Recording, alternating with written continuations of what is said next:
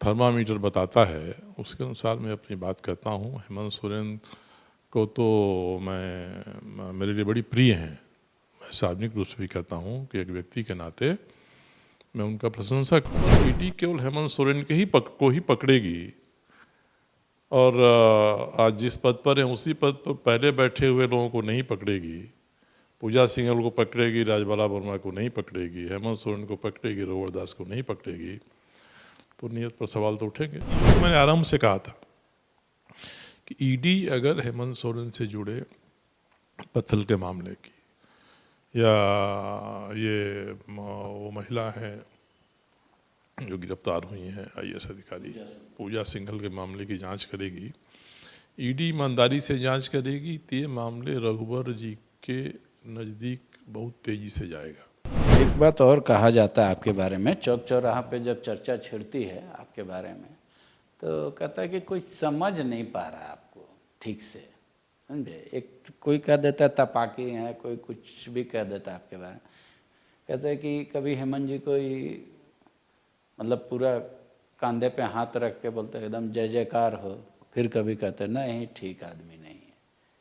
कभी किसी की प्रशंसा कर देते हैं, अगले क्षण किसी की आलोचना कर देते हैं। तो क्या वाकई में आप द्वंद्व की स्थिति में हैं या फिर मतलब काम के आधार पर यह निर्णय? थर्मामीटर शरीर का टेम्परेचर बताता है। 100 से ऊपर जाएगा तो कहा जाएगा कि बुखार है, 97 आ जाएगा तो कहा जाए कि नॉर्मल है। अब 97 आने पर भी हम कहें कि बुखार है और 104 जाने पर भी कहें कि तो सामान्य है, तो ये मेरे हिसाब से उचित नहीं। मैं यही बात करता हूँ, हेमंत सोरेन जी की सरकार को बिना हम लोगों ने शुरू में समर्थन दिया था, उनसे बातें हुई, अनेक बातों को मैंने उनसे कहा, बात किया। आज भी जो सही काम उनके होते हैं, जैसे आज आप गलत मानिए हम गलत माने, मगर अपने नैरेटिव को हेमंत सोरेन जी आगे बढ़ा के हाईलाइट कर रहे हैं, तो उनको ये करना चाहिए था।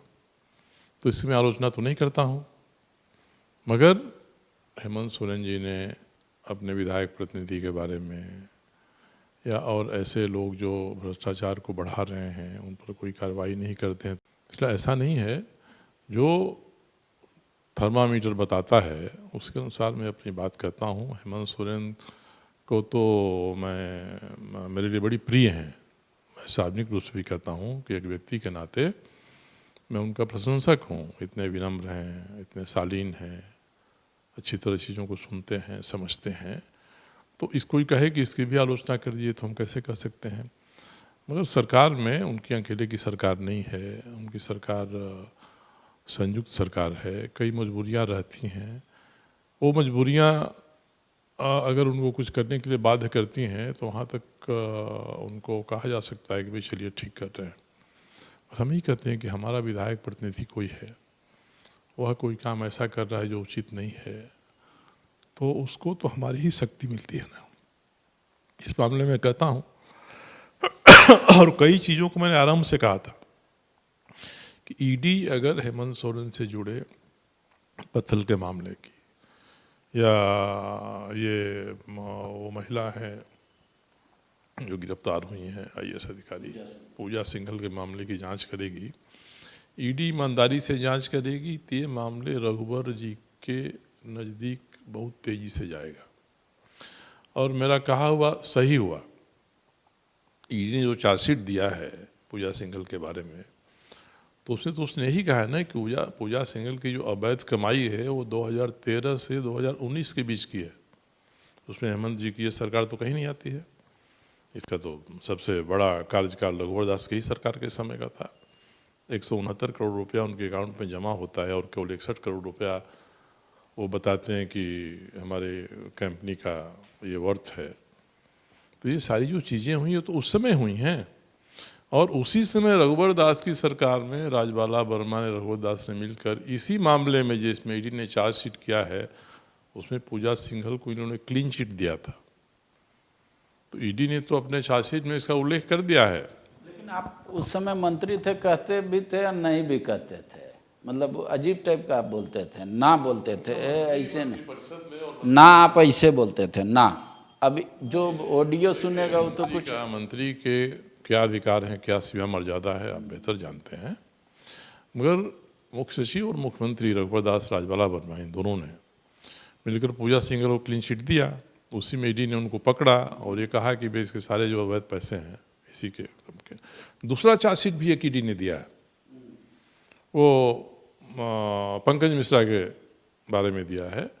और जो पत्थर की ढुलाई उसने बताया है कि 251 रैक जो पत्थर गए वह 2015 से 2019 के बीच में गए, जो बिना चालान के गए, और एक रैक में 60 से 70 बोगियाँ रहती हैं।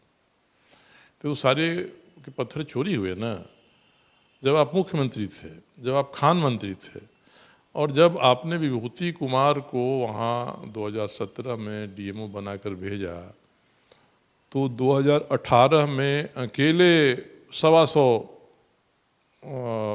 रैक पत्थर अवैध तरीके से गया, बिना चालान के गया है। तो 2/3 उनके समय में गया है और 1/3 हेमंत सोरेन के समय में गया है। ईडी ने तो चार्जशीट में दे दिया है। अब इसके आधार पर ईडी केवल हेमंत सोरेन के को ही पकड़ेगी, और आज जिस पद पर हैं उसी पद पर पहले बैठे हुए लोगों को नहीं पकड़ेगी। पूजा सिंघल को पकड़ेगी, राजबाला वर्मा को नहीं पकड़ेगी, हेमंत सोरेन को पकड़ेगी, रघुवर दास को नहीं पकड़ेगी। तो नियत पर सवाल तो उठेंगे। मेरे जैसा आदमी तो कहेगा तो हेमंत के पक्ष में तो नहीं है, मगर मैं हमेशा ही कहता हूँ कि हेमंत मेरे बड़ी प्रिय हैं, मुझे अच्छा लगते हैं। मेरी कोशिश रहती है कि नाम कमाएं, यश कमाएं, अच्छा शासन चलाएं, और उससे मुझसे अधिक कोई खुश नहीं होगा अगर हेमंत सोरेन को यश मिलता है, समर्थन मिलता है। ये अच्छा काम करते हैं, बढ़िया काम करते हैं। तब शुक्रिया। पता नहीं कि इन बात जो चर्चा हुई हम दोनों के बीच, उसमें कितना कुछ आपको समझ में आया, कितना कुछ आप ना समझ के भी समझ गए, और कितना कुछ समझ के भी आप ना समझे, वो तो मुझे नहीं पता। लेकिन सरयू राय कह रहे हैं कि हम थर्मामीटर हैं, जब लगाइएगा टेम्परेचर बताएंगे। वो तो जब बढ़ जाएगा 100 से ऊपर तो आप कहिएगा बुखार है, ऐसे जब हम 70 भी बताएंगे तो आप कहिएगा नॉर्मल है। अंतर बस यही है, समझ का।